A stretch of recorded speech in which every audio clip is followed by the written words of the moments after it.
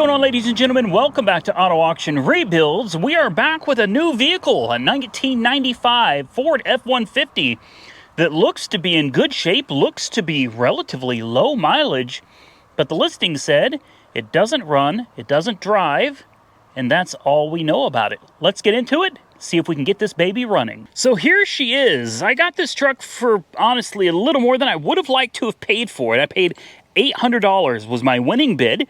$1,300 after fees and towing. Towing is $96. I know I could tow it myself. I have a tow truck sitting right over there, but that's beside the point. I paid the $96 because it saves me time. $1,300 out the door. But look at it.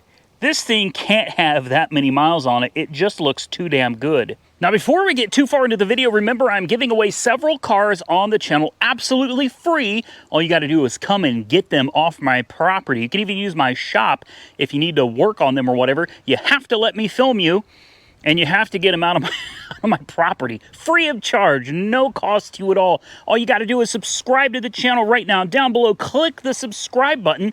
Follow me on Instagram. The link to my Instagram channel is down below as well. Just do those two things, and that's all you have to do to be eligible to win some of these giveaway cars that we're going to be doing in the very near future. So, did you do it? And let's move on. If you didn't see the video on the Cougar, look how she turned out fresh from Mako. Man, they nailed this one, dude. This thing came back looking so fresh. Good looking car. I've decided I'm not going any further with it, or I'm going to end up putting so much money into the car, I'm never going to see the light of day again. We got to stop somewhere, so I'm stopping here. We took a car that didn't run, and we made it run. This is what we specialize at doing here. We take cars that we buy that are not running, and we fix them. We make them run, we make them drive, we do our best to make them look good again, and then we send them down the road before I lose too much money and end up going bankrupt, which probably is inevitable at some point.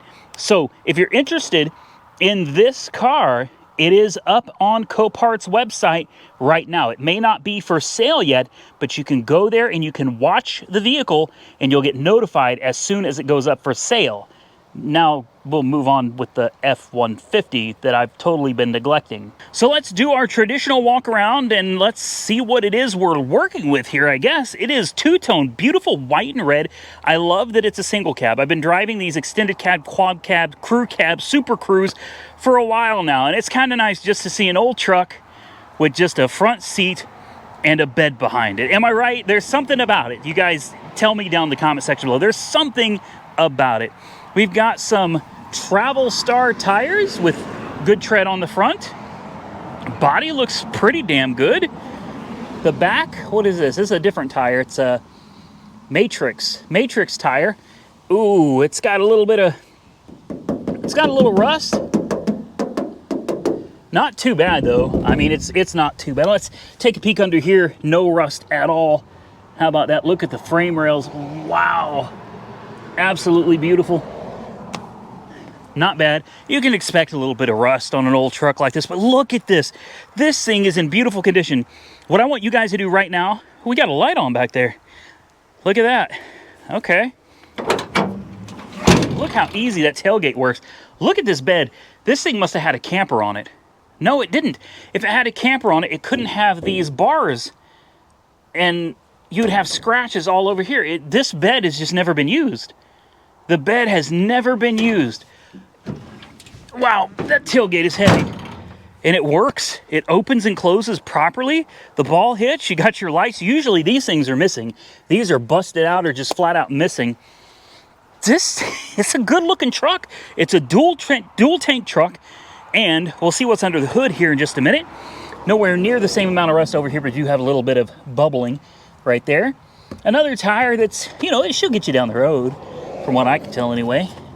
It's a multi-mile. Should get you down the road. And then on the front, we've got the Travel Star again. So a pair of tires on the front and a pair on the back. She's an XLT trim model.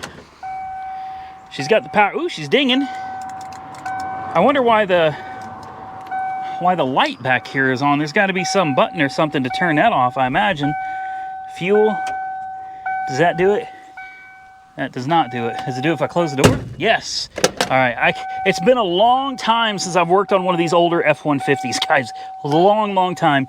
Seat's a little dirty. Probably, I hope it shows up on camera. But honestly, not that bad. What is that? That doesn't look like it belongs there. Okay.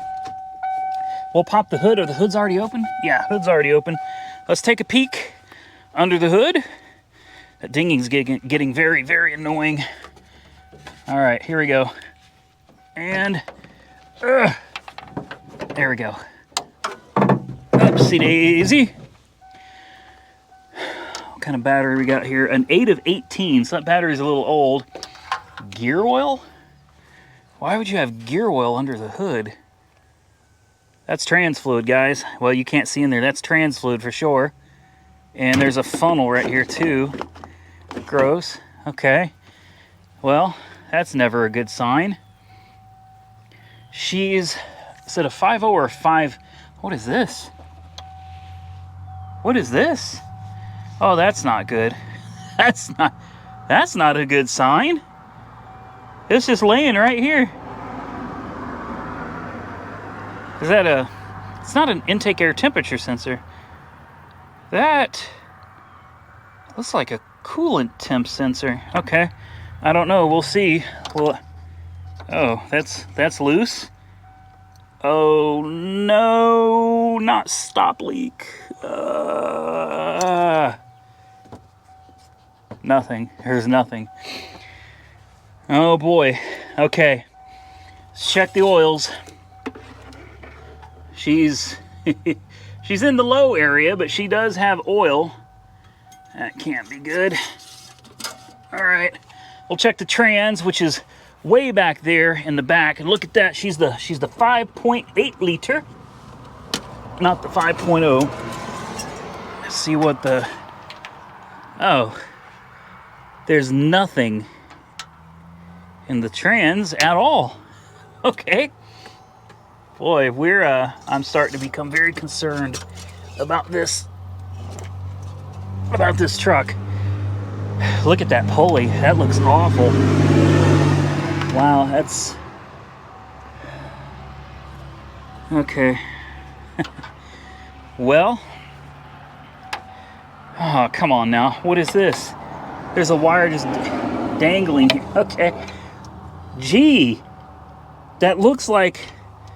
Hold on. Come on. Stay.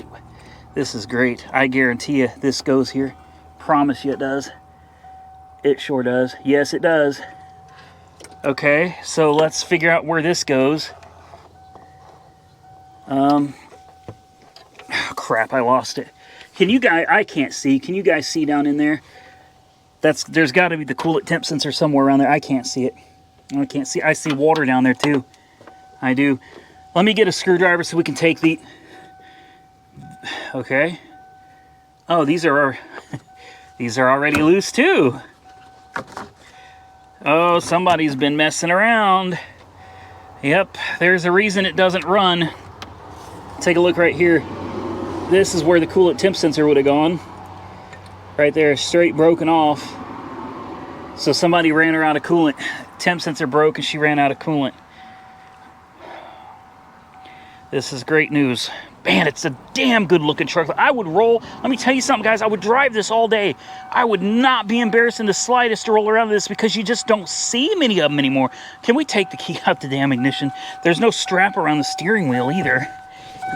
Oh, are you fucking kidding me?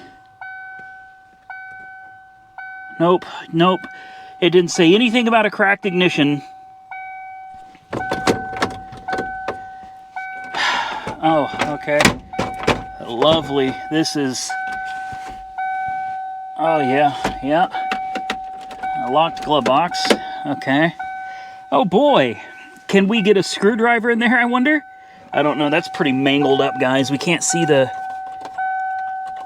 Can't see the miles either. Oh, I'm getting aggravated already, and we just started. Okay. This... I think I got screwed.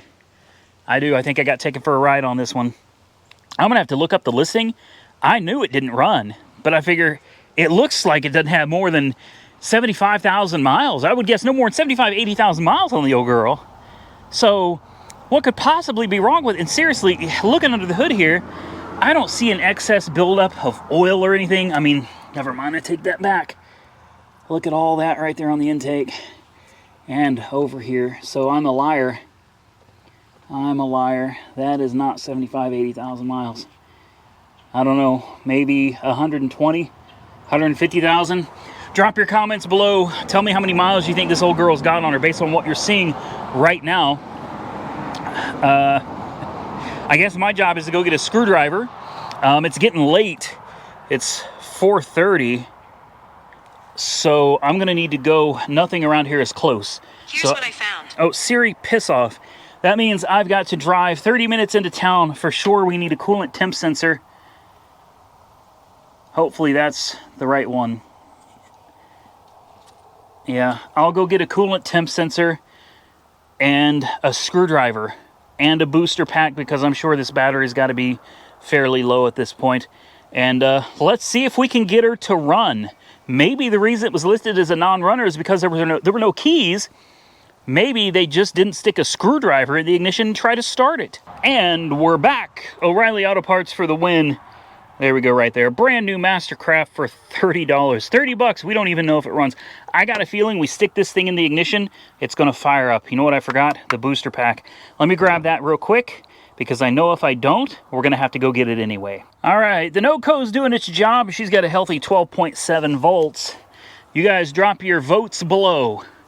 Is it going to run with a screwdriver or not?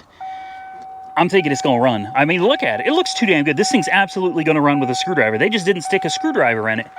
One thing that does concern me, though, is in the bed. You see that? That's a torque converter. Why is there a torque converter in the bed? Oh, there's a screwdriver right there, too. Yeah, I don't know why a torque converter's in the bed, but that concerns me. Maybe they put a brand new one in it, right? Oh, boy. Let's see if we can get it to bite. No, wait. There we go. Bingo. Bingo.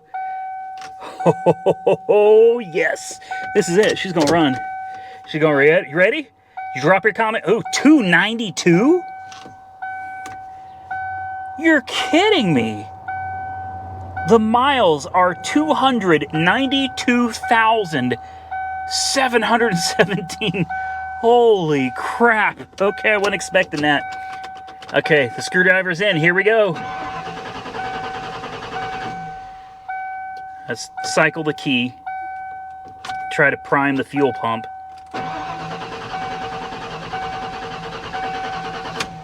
No. It sounded like it almost tried to hit. No. Okay. I can't stop the dinging, guys. My apologies. There's nothing I can do about it. It won't stop dinging. Okay, so there's a couple things we need to be looking at here. First, and the easiest, do we have fuel pressure? Next, do we have spark? If we got both of those, then we can start being concerned that maybe this thing, since it was stolen, got overheated, the people didn't care about it and drove it till the motor blew itself to pieces. That's always a possibility. There's a Schrader valve over here. Oh, that's on tight. That thing's all boogered up. There's a Schrader valve right here. We'd have to stick something down in there. Let me see if I can find something and see if we got any fuel pressure, and we can move on from there. When all else fails, go find you a stick. I don't have anything on hand, and I'm not walking all the way to the shop to go get something to stick into this. Oh, I got my camera. All right. Now I know that. Let me smell that. That smells good. That's good gas. It's not rotten. Of course, I know people are going to say, you don't have a fuel pressure gauge. I'm aware. I've got one. I'm just too lazy to go put it on. All right. Let me get this gasoline off my hands. Next, I guess we'll look for spark. All right. Since I don't have the proper tools, we're going to do this the old school way. Shove the screwdriver into the boot here. All right, and we set it on something metal. You should see a spark. It should have a strong enough spark to jump off. So I'm going to crank it over. You guys are going to tell me if you see a spark or not. If we do, then we can assume it's probably something mechanical with the engine, possibly distributor. If you don't, possibly a coil or ignition control module, the computer. There's a million things, so let's just hope you see spark. All right, I just reviewed the footage, and guess what I didn't see? Spark. I had my fiance come out here and take a look as well, since the camera doesn't always do it justice, and there is no spark coming out of this thing. So next, I guess we better go grab a voltmeter. Key on, engine off. We'll check for power at the red terminal. That should be 12 volts in.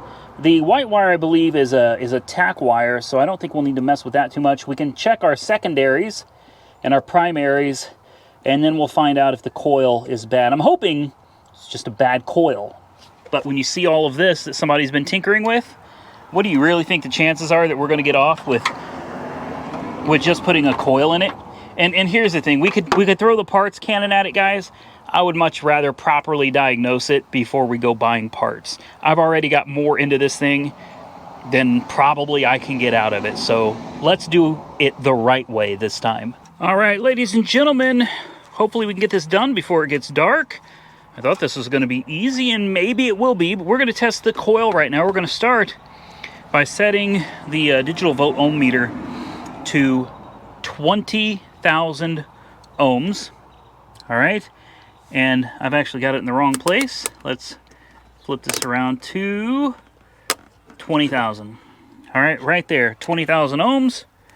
Now we're going to move over to the coil. You guys are going to have a hard time seeing the coil, but we are going to test from the post to the positive. And to do that, we got to come way over here. And to do that, we got to come way over here and pull this out of the coil. We've got to take the lead off of the coil. And now we can take our probes and let's see what we get. All right, so let's take one of our probes.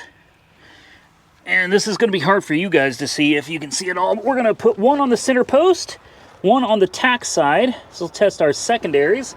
We've got 8.44. Guess what? That is a good coil. Let's check our primary windings here. It's hard to reach this, guys. Boy. Uh-oh. Nada.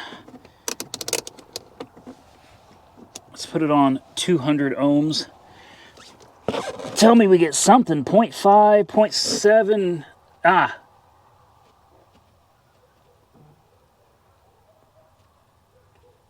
Come on. These terminals are very difficult to get to.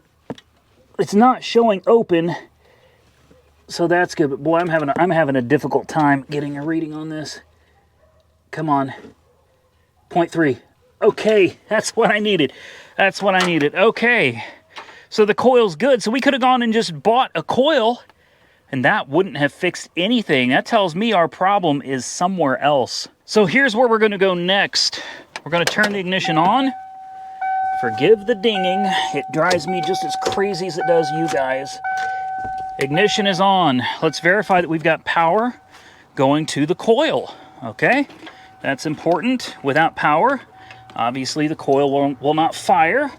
So let's hook up to there and to here. Ah, what do we got? Nothing.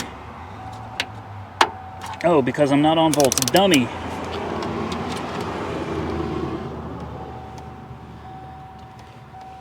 One volt.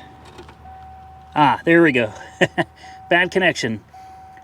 12.3 volts. That's exactly what we're looking for. So we got power going to the coil.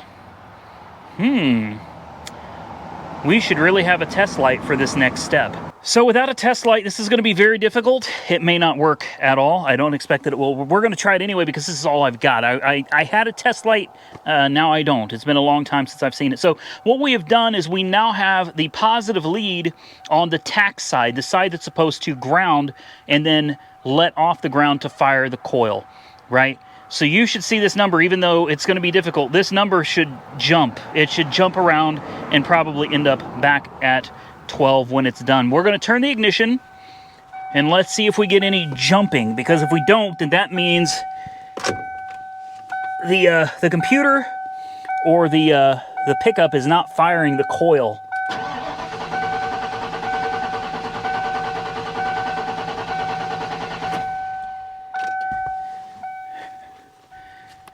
Okay. I'm going to have to review this footage and see if anything moved. Okay, so far we're not having a whole lot of luck. Again, a test light would be, I mean, it would be a really valuable tool to have right now. A simple $10 incandescent test light would be absolutely great. Unfortunately, I don't have one. So next we're going to come down here to the ignition control module, electronic control module. This is not the computer, but this is basically the module for the distributor. Now there is a pickup coil. This is a Hall effect system. All right, there's a pickup coil in here, but this down here at the very bottom, which is going to be really hard to see, but this, I can't even get you down there, man.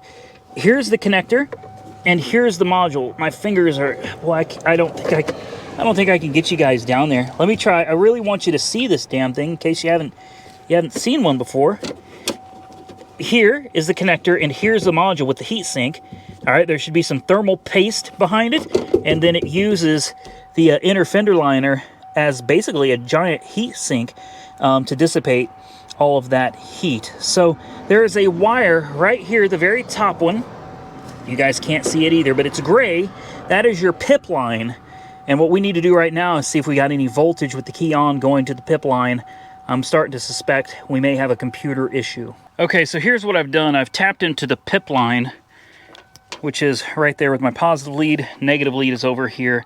We have 0.03 volts. That's normal, okay? The PIP line is a low voltage square wave signal line. We should be seeing a voltage fluctuation, not too much on here when I crank the ignition. When I crank the ignition, you should see this go up to about 10 volts. So I'm going to sit you guys down. You can watch, and you can tell me if we see that 10 volts or anywhere near it. 8 volts I think would be fine. I'd be happy to see anything other than 0.03. All right, are you ready? Here goes the dinging again. Let's see that voltage change or not.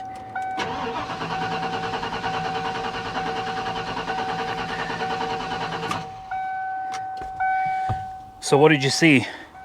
Because now I gotta watch the footage to see if anything changed. Very, very interesting. We've seen a change.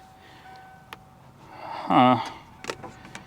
Okay, well, I'm starting to become more and more suspicious of the electronic control module. That's, I mean, the PCM is really where I'm starting to lean. I need to put this back in here to keep the pins and everything from falling out of it. We definitely don't want a bunch of wires coming out of this. So let me do this. We'll come out. I got another test we can do, and if that doesn't work, we're gonna have to dig a little deeper. This is where we start having to get deeper and deeper into it. See this little connector that goes to nothing? You have any idea what this is? I bet some of you do that are familiar with, what is this, the EEC4?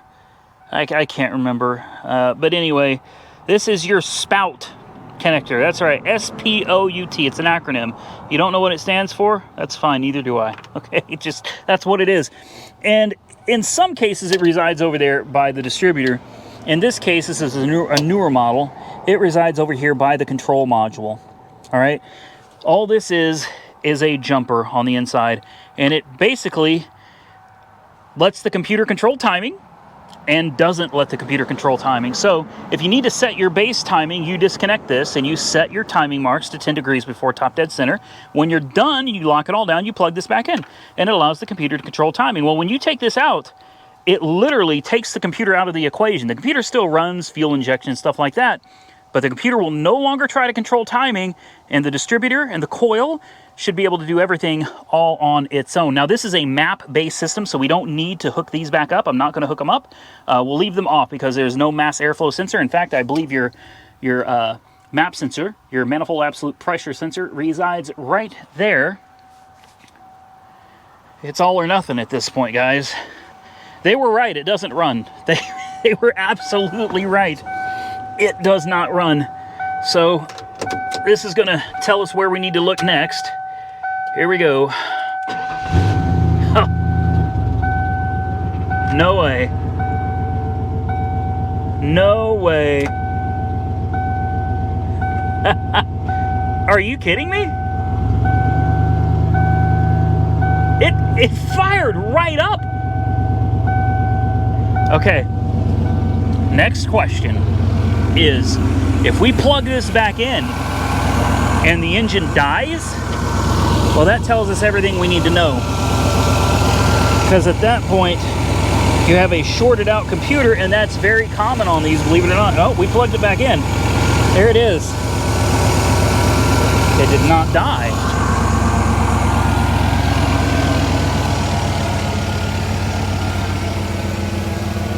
It runs great. We can't let it run for long because it has little to no coolant, so we need to change that sensor. Listen to that. Oh my God, she sounds good. She sounds good. Oh, she's a little rough when you get on the throttle there. Okay, we're not gonna get too heavy onto her. Reverse. Oh wait. Reverse. Ah, yes. Drive. Uh-oh.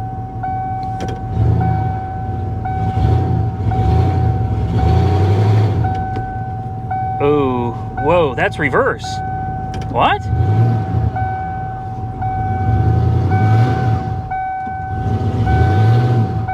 Oh, man.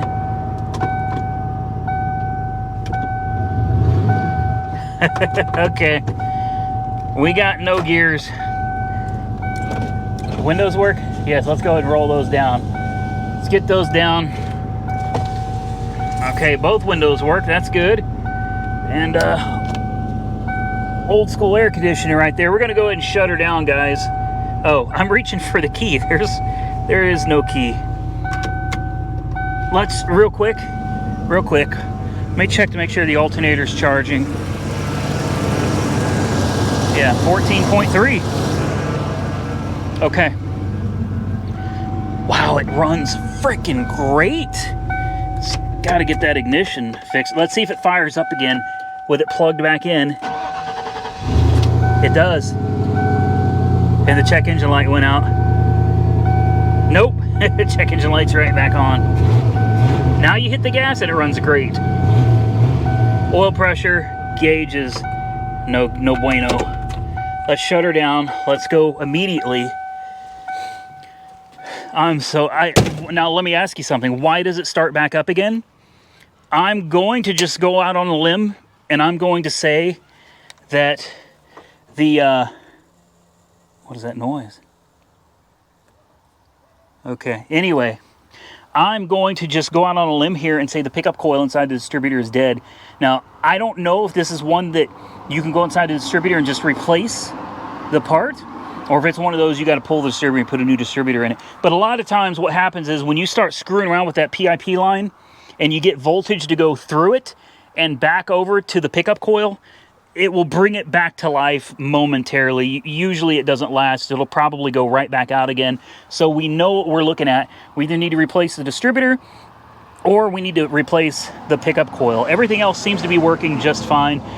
There is a slim possibility that the computer could be bad, but if the computer was bad, as soon as we plugged in the spout jumper, it should have died. So I'm leaning personally more towards the pickup coil. Any of you Ford experts, I know there's some of you out there that are way more knowledgeable on this stuff than me. I'm not an expert. I'm an old shade tree mechanic from back in the day that really just learned by wrenching on stuff and figuring it out on my own, okay? So I could be totally wrong.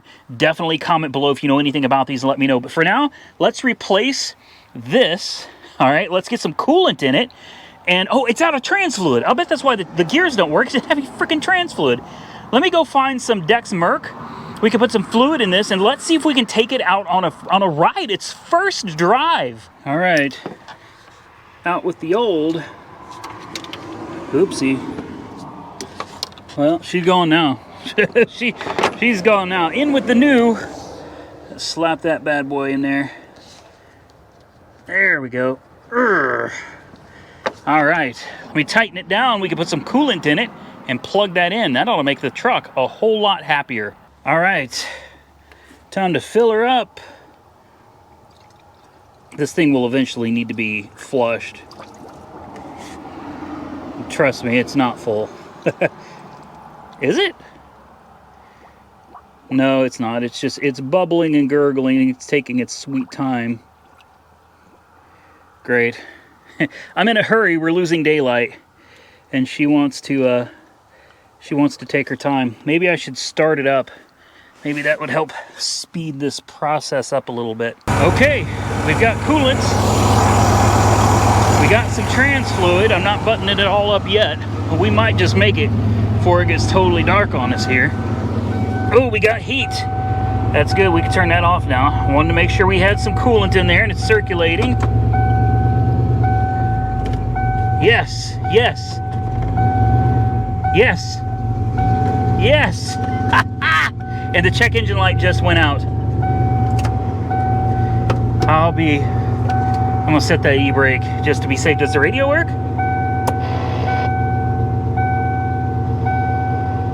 Hold on. Do we have some music? 4 degrees will continue to have that southeast wind bringing in more moisture from the Gulf. Cruise control. The buttons feel good. Uh-oh. I think I know what happened here, guys. I've got the hoses. Yeah. I got... There we go. Oops. Well, we got some pressure building up on the cooling system. We'll go ahead and close this off. I don't see any leaks. Coolant seems like it's holding. We'll check the trans fluid, and if all is good, I think we can take her on a maiden voyage. I still think for $1,300 out the door, plus a $30 sensor and some fluids, I probably overpaid for it, but honestly, I don't care. I think it's a good-looking truck. I know the video quality is gonna suck. She held an entire gallon of Dexmerk, guys. So that transmission is seriously empty. Why, I don't know. I've got a couple more quarts. That's about all I got left. So I'm gonna throw those in the back, this in the front, and we're gonna take her out on a ride. Are you ready for this? She's idled awful high. That's not correct, but that's, ooh. She tried to die.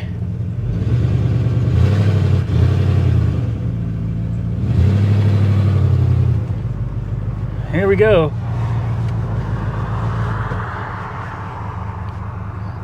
I'm a little nervous about this one, guys. I don't know. I'm gonna turn the lights off, maybe. Turn signals work? They do. Maybe I should leave the lights on, I don't know. She's definitely not idling properly. She's low on gas.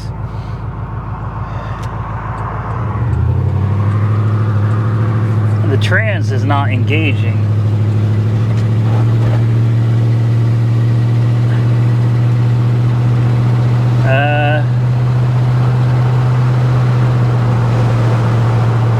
I don't think it's shifting. There's second. Okay, yeah, it shifts. Let me roll these windows up.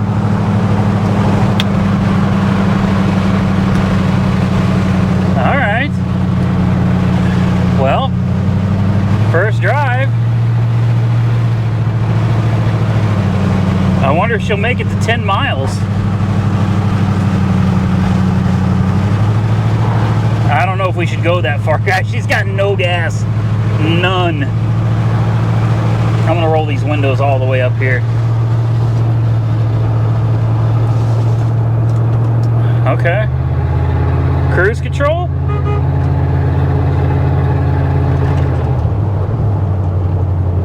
No cruise control. Ooh. Well, she doesn't seem very happy about that, does she? It rides great though. The steering, you can't see it, but the steering wheel is straight. Wipers work, yeah.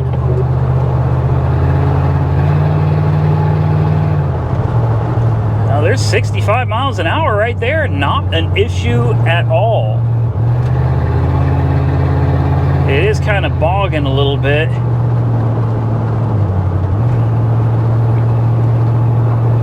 Yeah, she's definitely not a happy camper, but considering we bought it non-running, period, like non-running at all, and take a look at this, like the gauges don't lie, guys. We're cruising 65, let's do 70, let's get her up to 70. There you go, 70 miles an hour, right? 75? Sure. All right. The gas gauge also doesn't lie, and it says we're about to run out of gas.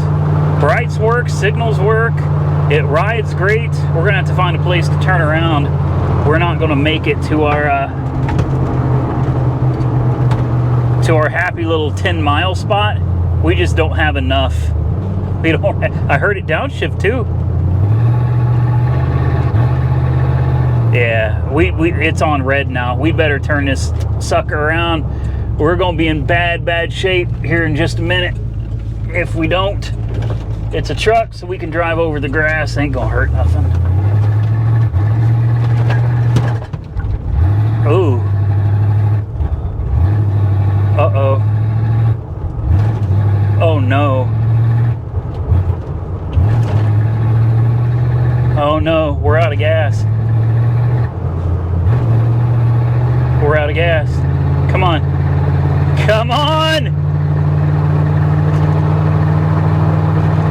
Oh man, we gotta book it, dude. I didn't bring any gas with me. Oh crap. Well, we know she goes 80. Almost. Woo!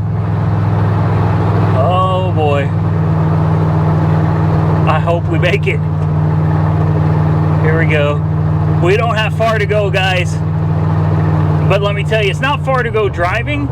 It is very far to go if we have to walk. All right. I don't smell any funny smells. The steering feels tight. The brakes feel great. She just ain't running quite right. The check engine light has gone out now. That's something I didn't notice because, you know, it was running out of gas. But check engine light is somewhere over there by the broken oil pressure gauge. And that light has gone out. When we get back, we'll check the trans fluid. I got a hunch it's probably still low. Kind of like the gas. Not too shabby, guys. From broke to driving on the road. Still needs an ignition switch. I got a feeling that's going to require a column replacement. I may have to do some research into that and find out if ignition is something we can replace without having to do the whole column. But if we got to do the column, I mean, what do you guys think? Is it worth it? It runs good. It's not overheating. Not blowing any smoke. Ooh.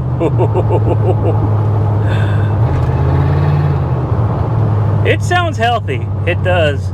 The brakes are amazing, but she really... Check engine lights back on. Now it's off. It's a very intermittent thing here. Check engine light is back on.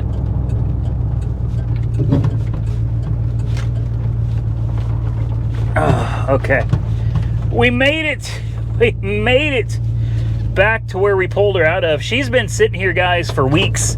I don't know how many. Listen to how high that idle is. There's got to be yeah, that is idled awful high. Let me check this trans fluid real quick. Let's see where it's at. All right. Do you hear anything different? Take a look down at the gauge there. We have gas now. I put 5.5 gallons of fuel in it. Fresh 93 octane. I know it's overkill, but I put 93 in my jerry cans, and that's all I got. So I took it out for a short drive. Got up to 70. It drove just fine. You can see we had 2 miles on it before. You probably can't see, but now it's got 5.6. So I took it out on a little bit of a drive, and I don't know if you can hear it, but it has idled down. It's no longer idling super high. Listen.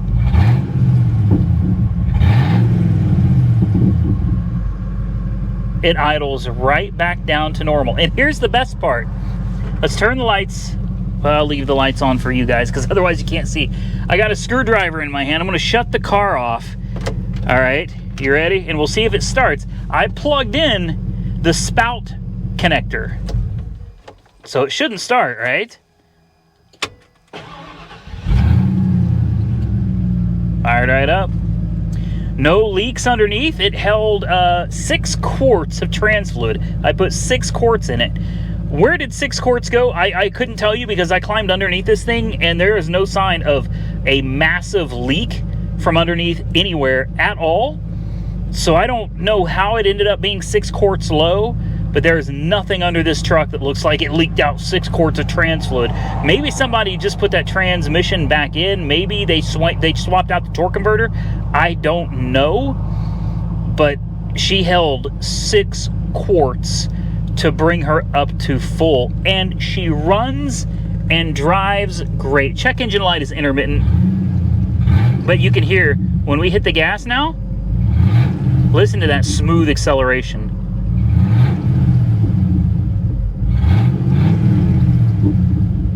It's got an exhaust leak. I'm sure you can hear that. Aside from that, though, a few minor things, but there is the downside that it's got 300,000 miles on it.